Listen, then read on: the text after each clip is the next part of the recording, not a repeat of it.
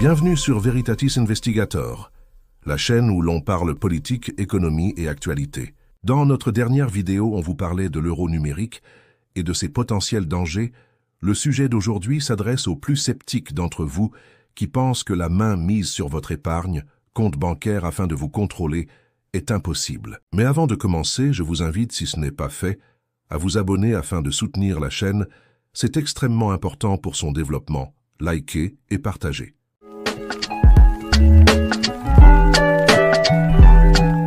Remontons quelque temps en arrière en janvier 2022 avec le Convoi pour la liberté au Canada.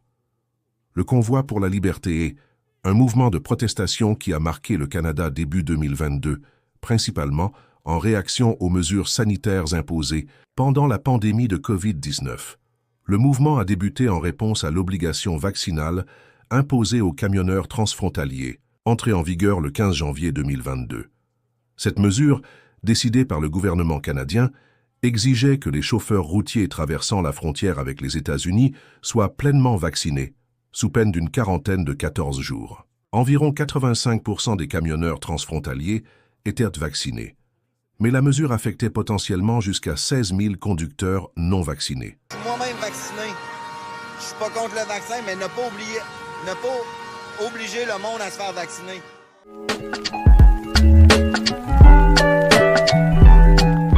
À partir du 22 janvier 2022, des convois de camions et de véhicules divers ont traversé le Canada depuis différentes provinces, convergeant vers Ottawa, la capitale, le 29 janvier.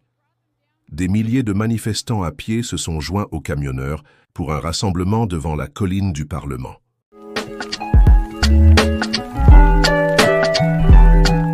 Justin Trudeau a qualifié les manifestants de minorité marginale, aux opinions inacceptables.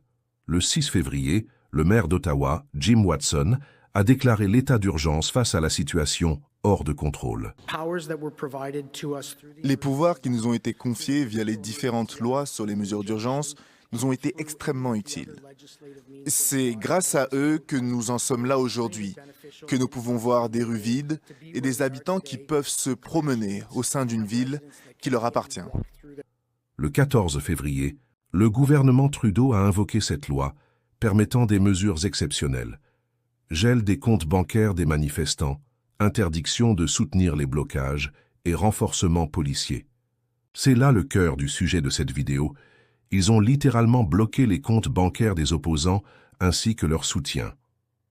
Le 20 février 2022, la police d'Ottawa annonce que 206 comptes bancaires personnels ou commerciaux en lien avec le mouvement ont été gelés. Le gouvernement fédéral invoque la loi sur les mesures d'urgence pour compléter les pouvoirs provinciaux et territoriaux visant à gérer l'occupation et les barrages illégaux. Encore une fois, pour se défendre de faire preuve d'autoritarisme, le gouvernement fait appel à des arguments complètement idiots. Il est même avancé que parmi les bloqueurs, il y avait des organisations d'extrême droite comme ça. On occulte le problème en le discréditant.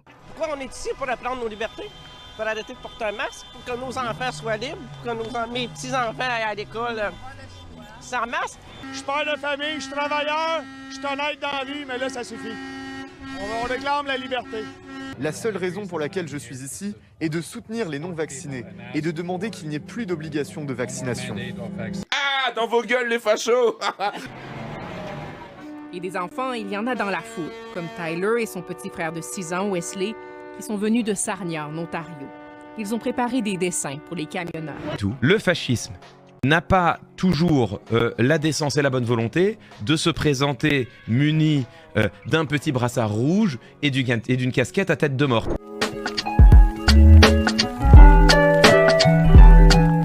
Le Canada, qui est pourtant à la pointe en ce qui concerne le progressisme, de lutte contre les inégalités et le wokisme, fait preuve là d'un totalitarisme absolu, méprisant ses citoyens et les relayant au rang de parias pour ceux ne rentrant pas dans le moule. Too woke? Hey, Pierre Poilievre, it's time for you to wake up. Et regardez cette vidéo qui circule amplement sur Twitter. Voyez la statue de John A. Macdonald, l'ancien premier ministre, qui a été déboulonné et décapité au square Dorchester, au centre-ville de Montréal. Statues qui se font vandaliser, déboulonner, des personnages historiques. On vous a parlé cette semaine de la statue de la reine Victoria au palais législatif qui a été... Quel bel exemple de démocratie. Et pourtant, il n'y a rien eu de la part des vilains bien-pensants s'offusquant et s'inquiétant habituellement de la montée de l'extrême droite avec Marine Le Pen aux portes du pouvoir en France, ou bien encore avec Donald Trump qui menace quotidiennement leur liberté depuis sa réélection. Non pas un mot, on laisse aboyer et manifester toujours les mêmes, mais quand le vrai peuple se réveille, on le fait taire immédiatement et sans délai. Alors Donald Trump est-il une menace pour la démocratie américaine ? Je suis convaincue que le Rassemblement national, qui est une formation politique d'extrême droite, est un danger pour la démocratie.